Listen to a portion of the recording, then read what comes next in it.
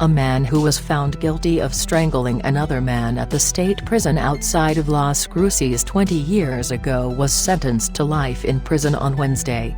A man was convicted by a jury of murder in the aid of racketeering along with aiding and abetting in federal court on September 16. A guilty verdict mandates a life sentence per federal law and guidelines. The judge had no discretion in this case when it came to sentencing.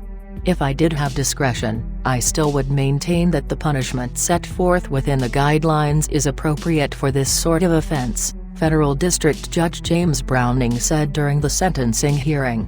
D was indicted in 2015 along with over 20 other defendants in a federal case that targeted the Syndicato de Nuevo Mexico prison gang, sometimes called S&M. The syndicate operates in state and federal prisons in New Mexico, according to federal prosecutors and news media reports on the subject. S&M formed in the aftermath of the brutal 1980 prison riot at the Penitentiary of New Mexico, which maintains its infamous status as the most brutal prison riot in U.S. history. Today, S&M operates inside prisons and exercises influence on groups outside prison, according to federal court documents.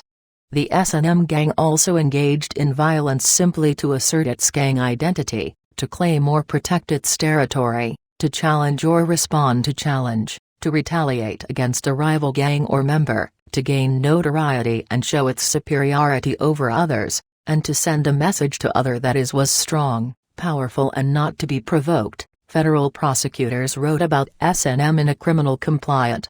Federal prosecutors accused D of having connections to S&M while he was serving a drug trafficking sentence at a New Mexico prison in the early 2000s.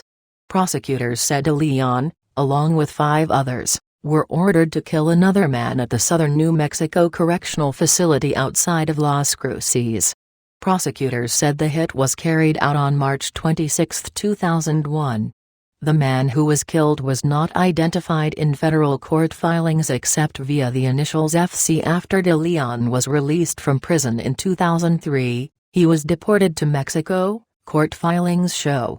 However, D was arrested again and extradited to the U.S. in 2015 to face a jury for the death of FC during a sentencing hearing on Wednesday. De Leon's defense attorney acknowledged that the judge lacked the ability to alter the sentence.